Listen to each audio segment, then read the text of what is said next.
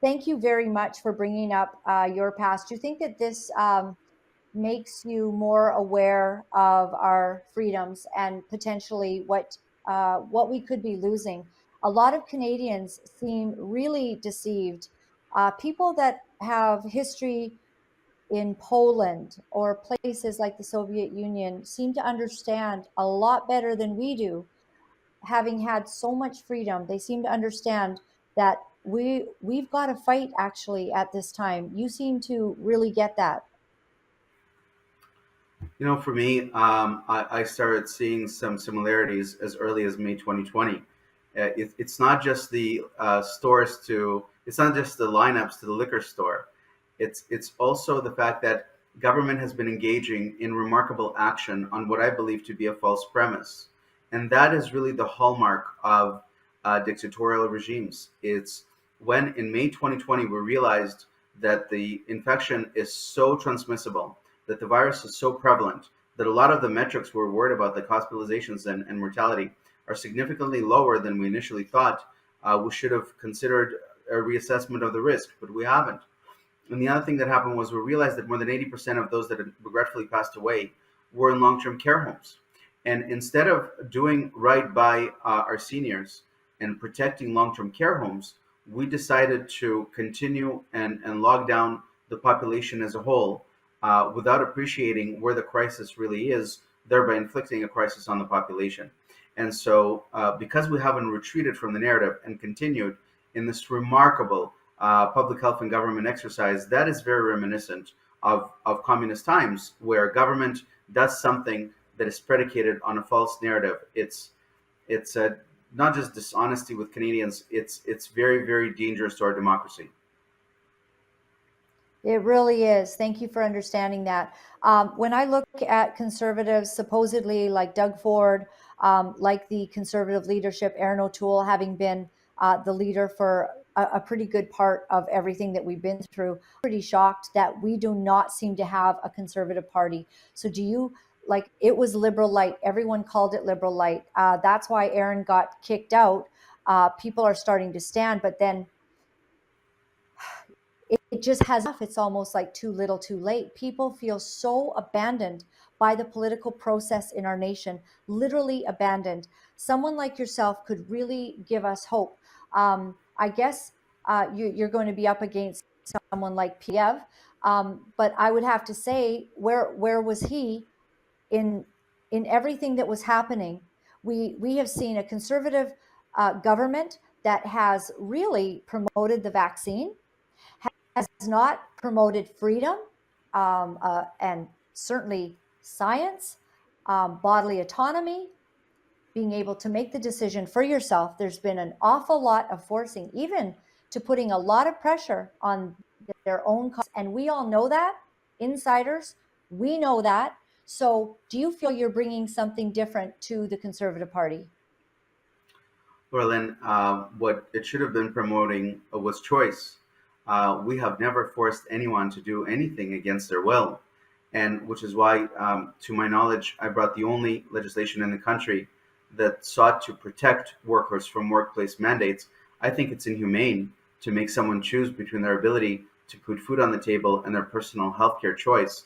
And it's regretful that the Doug Ford government has voted my Jobs and Jobs bill down on second reading.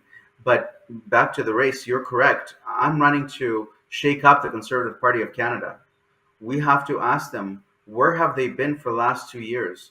Why did they not stand up for Canadians when they were suffering from lockdowns, from the mental health pandemic we created, from their surgeries being delayed, from their cancer screenings missed, from the overdoses they were suffering at exuberant amounts?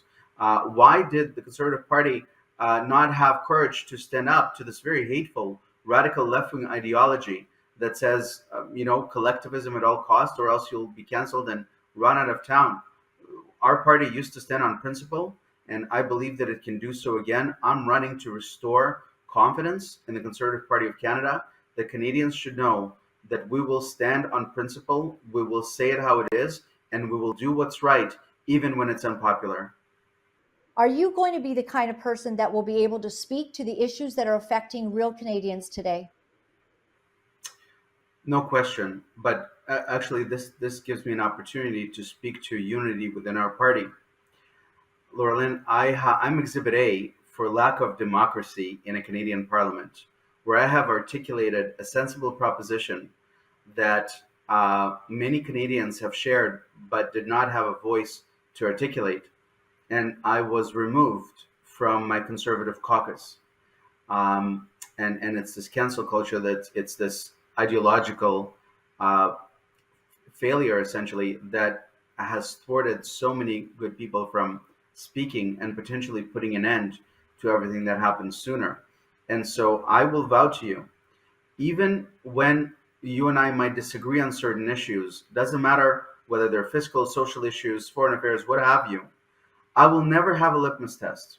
I will never prevent a person from contesting a Conservative nomination because I disagree with them. I will never prevent a member of parliament from tabling legislation because they don't work for me, they work for their constituents. And I will never force you or anyone else to vote against their conscience. I have been made to vote against my conscience, and my stomach hurt. That is not something that you should do to any parliamentarian, and not a human being, and not an honest professional. I will find strength in our disagreements, and that is a prerequisite to unifying the Conservative Party of Canada. And if I can go a step further, I it's incumbent on me to bring you back. I will apologize to you. I will say to you that I'm sorry, and I'm sorry to many of your listeners and to your supporters, that the Conservative Party did not have courage to stand for you and did not have courage to welcome you. And that is the only way I see a path out of this. We need to win the next election. We have a very short window, if at all, in 2 years remaining. I have to unify the Conservative Party, bring you back, and win the next election. And that begins with open conversation. I appreciate that. That is the first apology that I've ever had. When I know that most of the conservatives in our country that I believe are truly conservative believe in the values I believe in. We don't want trouble. We don't want to be unkind to anybody for their any persuasions. But we do have our beliefs, and we think they're important and should be represented. And the Conservative Party has failed us on every turn in that regard. Also in If matters I of may just life. to that, if I may just to that Yes. issue, to the first thing you said, we want to be left alone in our daily lives. Canadians, we're not even asking for much. We want to work, we want to love our families, and we want to be left alone. Something that the radical left will not allow us to do. I apologize.